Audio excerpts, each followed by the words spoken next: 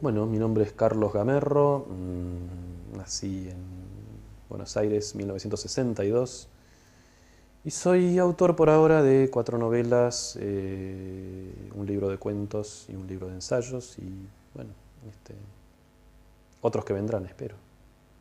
Y supongo que fue en primer grado que lo primero que hice fue una historieta,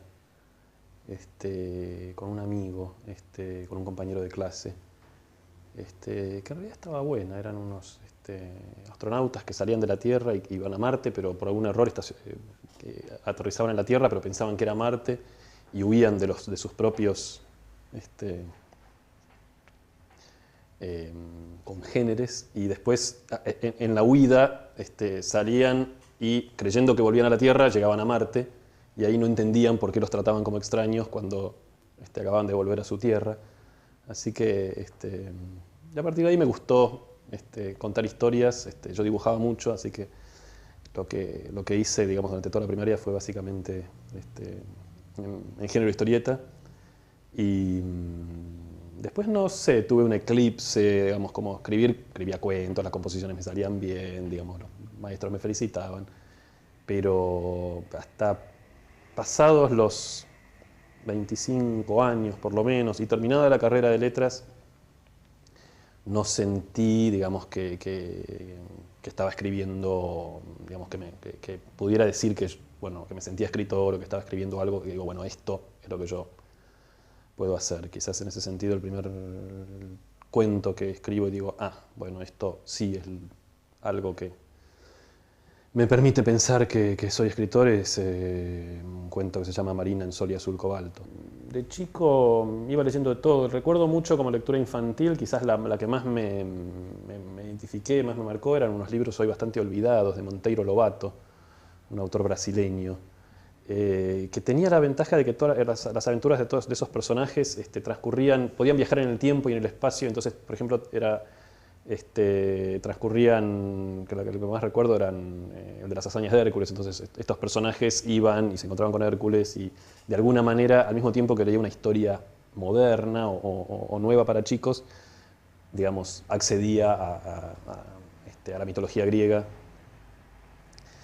de esa manera. Y recuerdo también que en un momento, no sé si es el momento iniciático del que hablabas, pero que fue un día de estar tan compenetrado en ese mundo digamos, tan metido en él que de repente dije, y yo nunca voy a poder ser parte de este mundo, nunca voy a poder estar ahí. Y fue una sensación, digamos, de quiebre.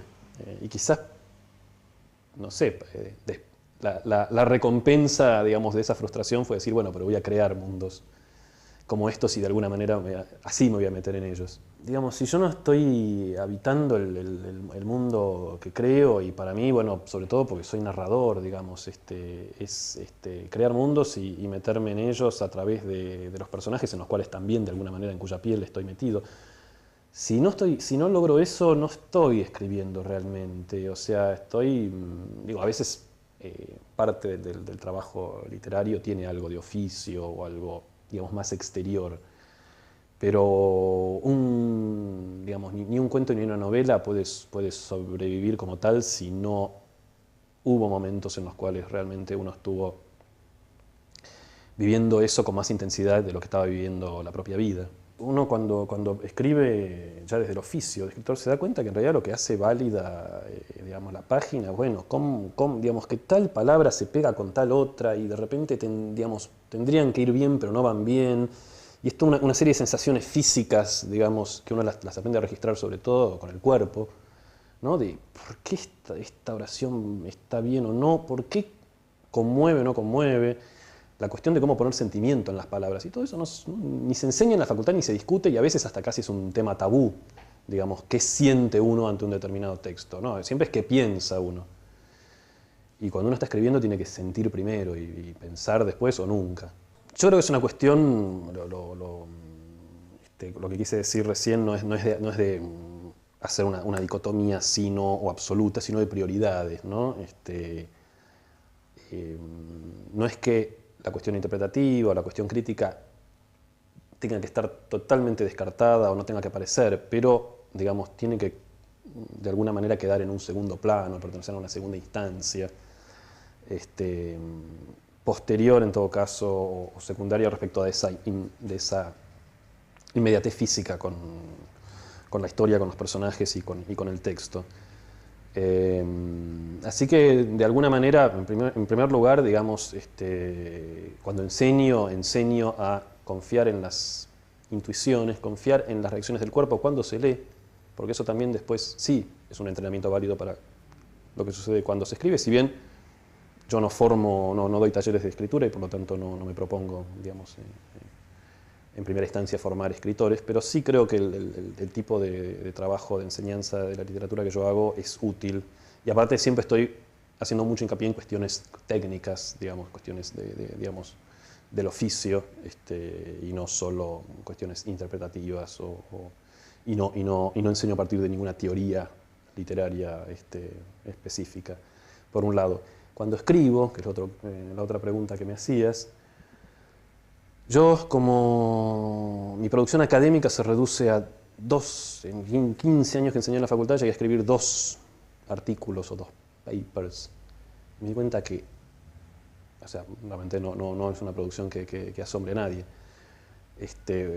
Uno de los cuales, muy reescrito, muy retrabajado, finalmente incluí en mi libro de ensayos. Todo lo demás lo escribí para medios de prensa, para suplementos culturales sobre todo, alguna que otra conferencia. Y en todos los casos, la crítica que yo he hecho, que me gusta y la cual, digamos, por lo tanto he publicado, la empecé a escribir después de encontrarme y hasta cierto punto consolidarme públicamente como autor de ficción. Si yo empiezo a escribir crítica un poco de manera sistemática y sabiendo dónde estoy parado después que ya publiqué 1 o 2 novelas, ¿no? Ya no me acuerdo bien.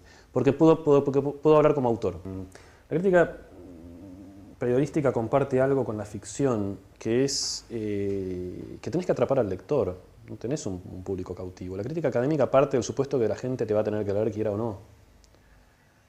Y también del hecho de que si no te leen, digamos, no cambia demasiado.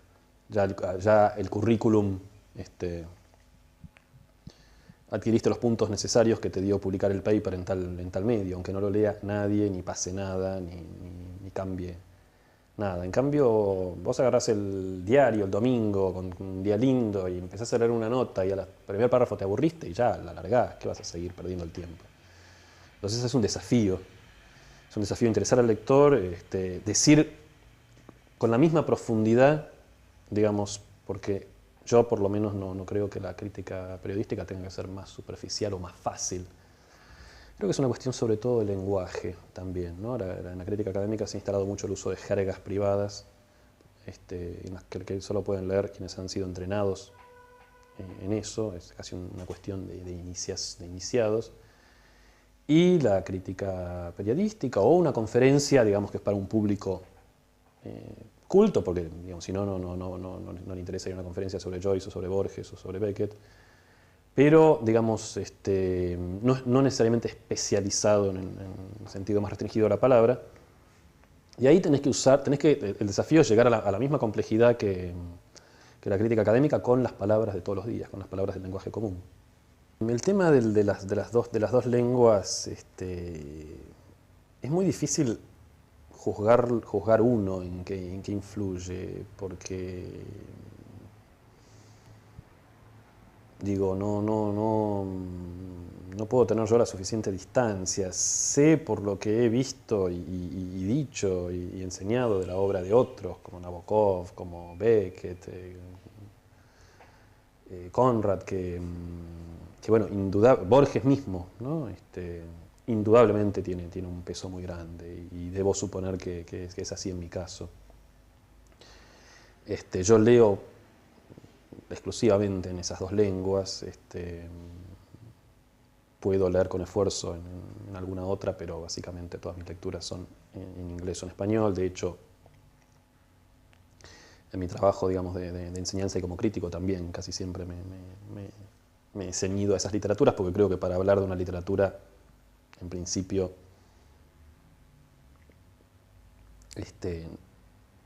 lo mejor es poder leerla en la lengua original. Y después, bueno, para decir algo más concreto, a mí me pasa todo el tiempo, cuando yo estoy escribiendo en español, por ejemplo, me vienen, de repente me viene la frase en inglés o la palabra en inglés. O sea, digo, ya es una cosa de rutina, digamos, estoy escribiendo un texto de ficción, de tener que ir al diccionario, digamos, porque me apareció la palabra o la frase en inglés y para buscarla en español, ¿no? Digo, yo soy bilingüe de nacimiento, no recuerdo ningún momento de mi vida donde no haya hablado ambas lenguas. Y constantemente las sigo hablando las dos, en mi trabajo. Bueno, en principio, digamos, mi interés en la historia y trabajar la ficción a partir de la historia arranca con Las Islas, que es mi primera novela, por lo menos buena. Hay un intento anterior que pertenece al orden de los textos destruidos. Yo antes había escrito cuentos que sí me parecen válidos y que eventualmente publiqué, como El libro de los afectos raros, donde en el cuento me parecía que, digamos, podía de alguna manera quedarme en lo que podríamos llamar las vidas privadas. Y son básicamente historias de amor, historias de pareja en algunos casos, digamos, o de sexo, donde no necesariamente aparece siempre alguna referencia y están situados en una época y tienen una relación con un momento determinado de la historia, pero digamos, donde eso aparece en todo caso como marco, como un segundo plano.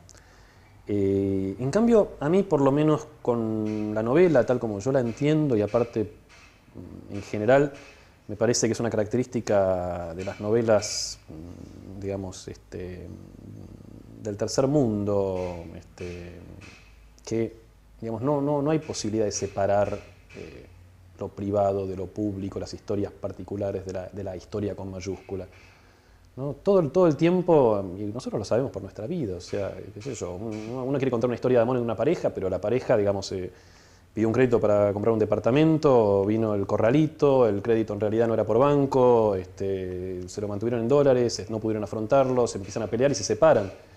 Digamos, no hay manera casi, por lo menos para mí, yo no puedo contar una historia, digamos, de personas, de individuos que no esté afectada por esta historia nuestra que, digamos, va para un lado, va para el otro, cambia las reglas del juego todo el tiempo. Eso por un lado. Por otro, está una cuestión, yo no siento quizás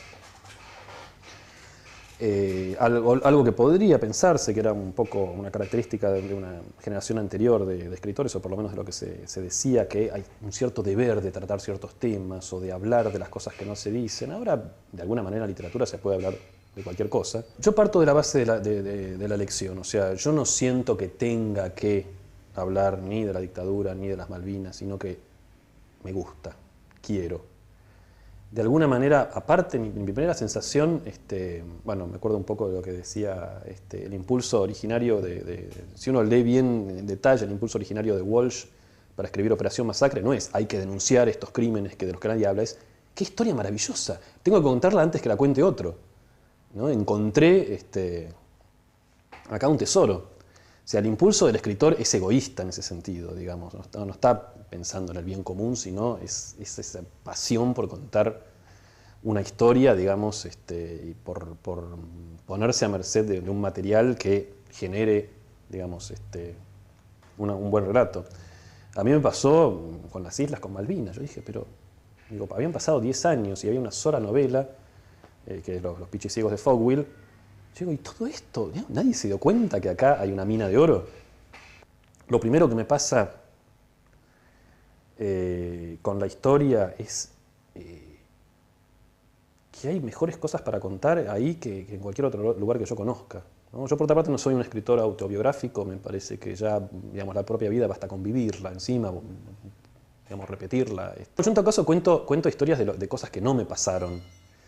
Digo, esto lo he contado ya varias veces, y a riesgo de repetirme lo haré una vez más, pero También hay un impulso claro de por qué yo empiezo, digamos, mi primera obra y con una novela, digamos, tan, por lo menos, no sé si importante o grande, pero en su valor, pero grande en tamaño, ¿no? De cantidad de páginas.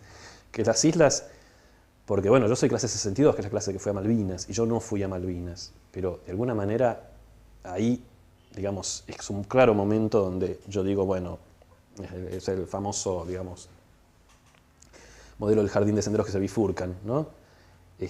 Acá era, ¿vas a la guerra o no vas a la guerra? Y yo no fui, pero el otro camino lo vi tan claro y lo seguí viendo. Es como si de alguna manera, yo creo que uno de los orígenes de la ficción, en todos nosotros, no solo en lo que la escribimos, es esos momentos de bifurcación donde ya sea porque te tocó o porque elegiste, había dos caminos muy claros y vos seguiste uno, pero el otro de alguna manera sigue con vos, ¿no? Y cada tanto, un año después, unos meses después, o lo soñás o te preguntás, ¿y si a mí me hubieran mandado a Malvinas? O si yo, qué sé yo, en ese momento justo después de la guerra yo casi me voy a vivir a Europa, al norte de Noruega. ¿Y si yo hubiera tomado esa decisión? ¿Quién sería ahora? ¿Dónde estaría? ¿Cómo sería mi vida? ¿Quién sería yo? Bueno, yo en todo caso cuando cuento historias, cuento las de ese otro yo, ¿no? Siempre tienen que tener alguna conexión personal, así sea privada y secreta. Y volviendo, y para cerrar, para no dejar colgado el tema que estábamos tratando en un principio, a mí personalmente yo leo literatura española y uno podría decir, bueno, siguen jodiendo con la guerra civil, pero bueno, digamos, evidentemente ahí a nivel pueblo, a nivel nación, es lo más importante, lo más difícil y lo más todavía necesario digamos, de elaborar que les ha pasado. La literatura alemana, digamos, con el periodo nazi. Y acá, para mí, digamos, yo te diría, para acotarlo, una década, del 73 al 83. ¿No? Digamos, una Argentina casi, por lo menos en la creencia y en el sentimiento de muchos, al borde de una revolución, después la dictadura, después una guerra internacional con una potencia, cosa que prácticamente no pasaba desde el lejanísimo siglo XIX. Todo eso en 10 años.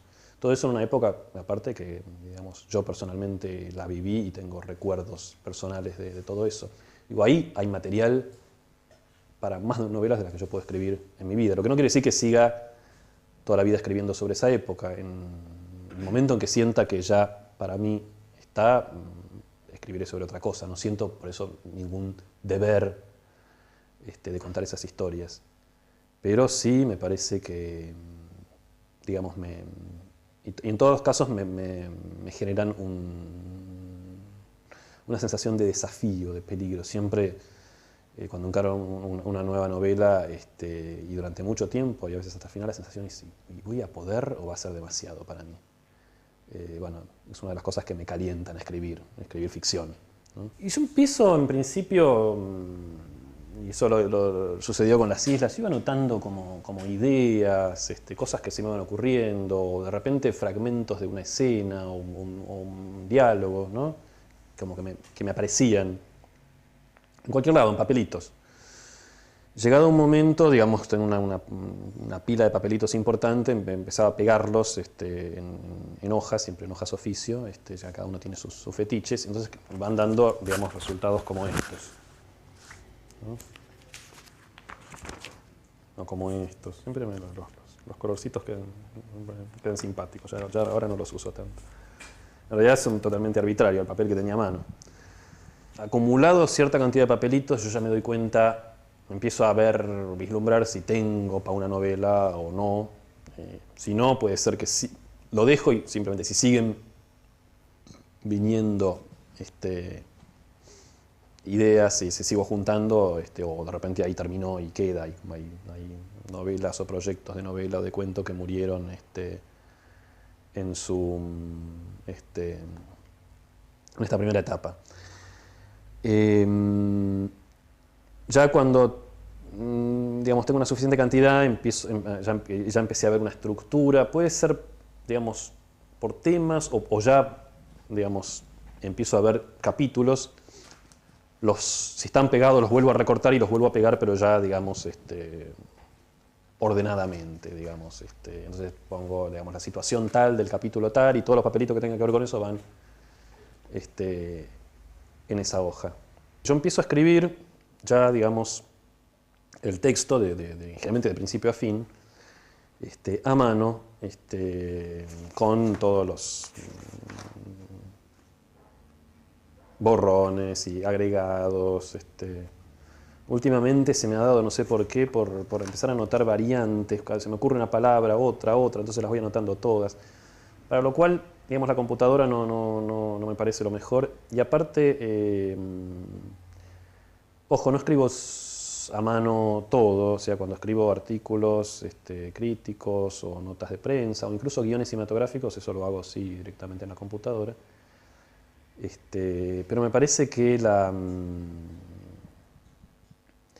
digamos, la ficción no trata solo de palabras o de ideas, tiene que haber una sensación que crear una sensación de mundo real y tiene que digamos, tiene que conmover o por lo menos, digamos, apelar a los sentimientos y a las reacciones físicas. Y yo eso cuando estoy escribiendo lo siento mejor, digamos, en el papel, lo siento en el trazo. A veces el mismo trazo me da una pauta de si estoy, digamos, compenetrado, si estoy cerca del material o estoy alejado. Por otra parte hay una cuestión práctica que es, digamos, hay gente que dice no, por la computadora, por la rapidez. Digo, ¿qué rapidez? O sea, a mí me puede llevar 8 horas escribir una página. Y de hecho, yo puedo estar 8 horas mirando un papel en blanco o mirando o jugando con la virome o directamente me tiro en la desesperación sobre el papel. En cambio, 8 horas frente a una pantalla es una pesadilla. Duelen los ojos, duele el cuerpo. Y aparte es eso, digamos, ¿qué apuro hay? Una novela lleva años. A mí nadie me corre, por lo menos, digamos, no están los editores golpeando la puerta y si golpean no atiendo. Después, por supuesto, digamos, en esta primera etapa, que es la primera versión, lo importante es estar lo más cerca posible. Ya para evaluar qué sirve y qué no sirve, qué tan bueno es y todo, hay que buscar lo contrario, tomar distancia. Yo ya ahí sí lo paso en una primera versión en la computadora y a partir de ahí, salvo que decida que nada sirve o que está mal, entonces vuelvo a escribirlo a mano, ya empiezo como a corregir sobre el papel, vuelvo a pasarlo en la computadora, y voy y vengo, digamos, pero siempre con un texto impreso. Hábitos en cuanto a tiempos y momentos, o sea, yo no creo, por lo menos a mí no me funciona esa idea oficinesca de así, el modelo supuestamente, en una época se llamaba el modelo Vargas Llosa. No sé si García Márquez había hecho la distinción entre el escritor amante y el escritor esposo. Pero bueno, yo, digamos, si no estoy, llamémoslo, para decirlo simple, inspirado, por más que me siente 8 horas frente al papel o la computadora, no sale nada, es una pérdida de tiempo, prefiero hacer otra cosa. Sí, siempre trato de tener, no sé si todos los días, pero en cada semana suficientes horas disponibles para cuando estoy, digamos, en caliente, poder sentarme a escribir. Sí, tengo que sentir, si me siento a escribir, que tengo 5 horas por delante. Bueno, me pidieron que eligiera 10 libros, que no estoy eligiendo los libros más importantes de la literatura, ni siquiera los que han sido más importantes para mí desde siempre, porque esa lista la puedo hacer mañana y va a ser otra lista, pero hoy son estos. Vamos a empezar por algo muy obvio, no sorprender a nadie. Don Quijote, maravillosa novela de Cervantes. Ni puedo empezar a decir por qué el Quijote es importante, por lo menos, pero 2 cositas por ahí que a mí me atraen y que he intentado por lo menos poner en mi última novela publicada, La aventura de los bustos de Eva, que es su legibilidad, el hecho de que pueda ser leído en principio por cualquiera, y la risa, el hecho de provocar risa en serio, a carcajada, no son risas interiores o la mera ironía. Enrique IV, esta es la parte 1, pero digamos son dos, de Shakespeare, por supuesto. Nada, bueno, la creación que incluye a los personajes de Falstaff y el príncipe Hal, y un modelo de cómo, para mí por lo menos, de cómo trabajar la historia desde la ficción.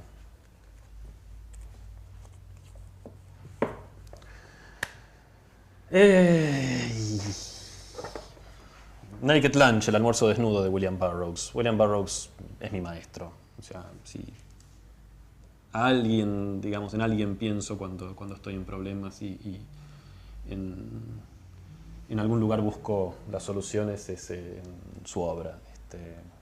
Cosa que también comparto con mi amigo y colega Rubén Mira, con quien escribimos juntos. Y creo que el amor común por Burroughs fue lo primero que nos unió. Pero Burroughs es en su mundo, en sus situaciones, en su prosa, es un modelo maravilloso, pero son obras prácticamente no tienen estructura narrativa clásica. Y yo creo que eso lo descubrí en Pynchon, sobre todo en esta novela, El arco iris de gravedad, que me proporcionó un modelo muy liberador de cómo trabajar la historia, pero desde una ficción no necesariamente realista y que podía combinar el delirio, digamos, la fantasía con los materiales históricos. Y aparte porque me parece que, si tuviera que definir a Pynchon y sobre todo a esta novela, diría que es una cruza de Burroughs con Tolstoy, es decir, incorporar ese mundo, digamos, burroughsiano, pero en una estructura narrativa más clásica, más armada.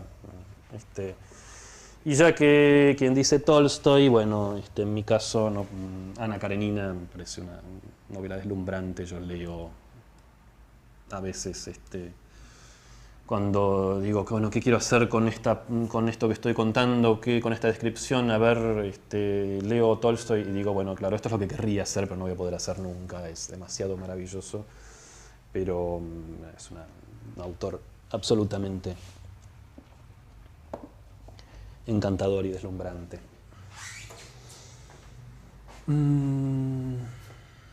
Under the Volcano, Bajo el Volcán, de Malcolm Lowry. Una novela en inglés, pero más mexicana que muchas novelas mexicanas, más latinoamericana que algunas novelas latinoamericanas. Y por esto del cruce de lenguas y de culturas del que hablaba hace un rato, creo que es una novela que también, digo, me gustaría poder escribir algo así. Sé que no voy a poder, pero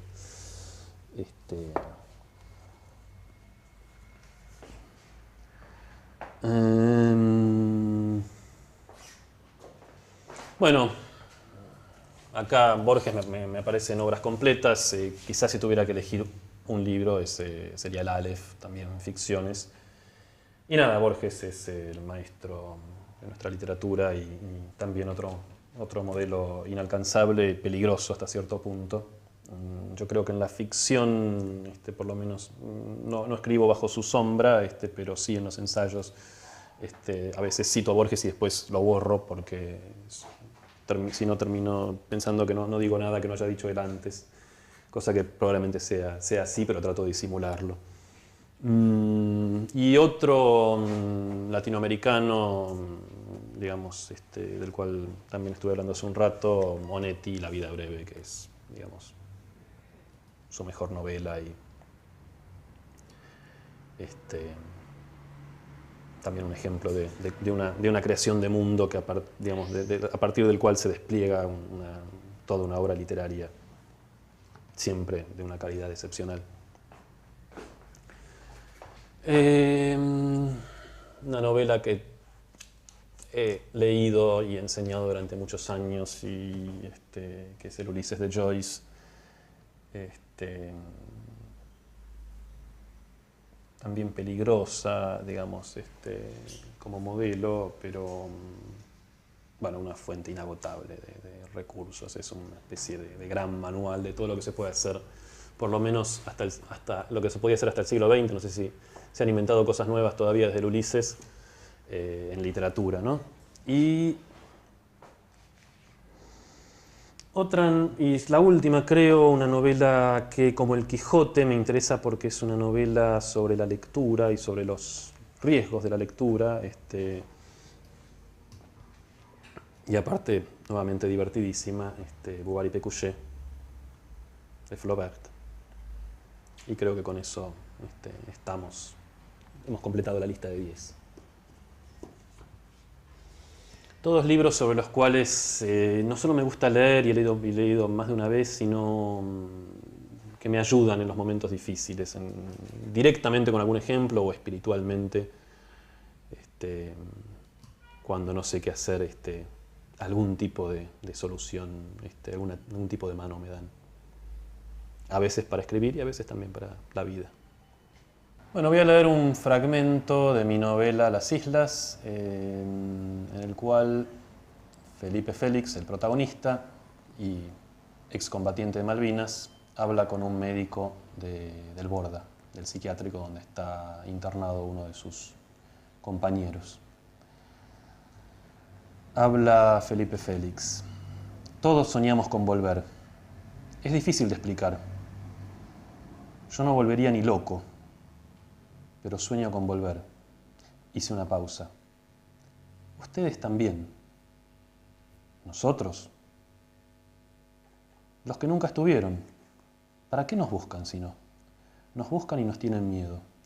Suponen que sabemos algo que no les queremos decir y que ustedes no quieren saber. Nos envidian porque conocemos el camino y temen que se lo revelemos. Dejamos un espacio preciso cuando nos fuimos. Pero allá cambiamos de forma, y al volver ya no encajábamos, por más vueltas que nos dieran en el rompecabezas. Volvimos 10.000 iluminados, locos, profetas malditos, y ahí andamos, sueltos por las 4 puntas del país, hablando un idioma que nadie entiende, haciendo como que trabajamos, jugamos al fútbol, cogemos, pero nunca del todo. En algún lugar siempre sabiendo que algo nuestro, valioso e indefinible, quedó enterrado allá. En sueños, al menos, todos volvemos a buscarlo. ¿Entendés? No es el criminal el que vuelve al lugar del crimen. Es la víctima, bajo la tiránica esperanza de cambiar ese resultado injusto que la dañó. Anda a preguntarle a los ingleses. ¿Cuántos te crees que quieren volver? Somos nosotros, los perdedores, los triturados, los que gritamos volveremos, volveremos cada vez que hay alguien que quiera escuchar. ¿Qué puede interesarle la revancha al ganador? El infierno nos marcó de tal manera que creemos que volviendo lo haremos paraíso. Y a la noche nos despertamos llamando papá a los demonios que nos clavaban arpones riendo.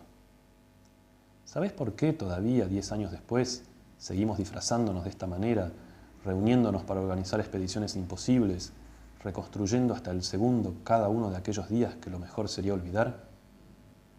Estamos infectados, ¿entendés? Las llevamos en la sangre y nos morimos de a poco, como los chagásicos. ¿No las viste que son iguales a pólipos? Cada año que pasa se extienden un poco más, como esas manchas en la pared. Trauma de guerra, trauma de guerra. No es tan fácil. Estamos enamorados hasta la médula y las odiamos. Fetichistas, adoramos una foto, una silueta, una bota vieja. No es verdad que hubo sobrevivientes. En el corazón de cada uno hay 2 pedazos arrancados, y cada mordisco tiene la forma exacta de las islas. Tratamos de llenarlos con las cosas de acá, pero es como taparlos con estopa. ¿Sabés cuántos de nosotros nos suicidamos por ese amor?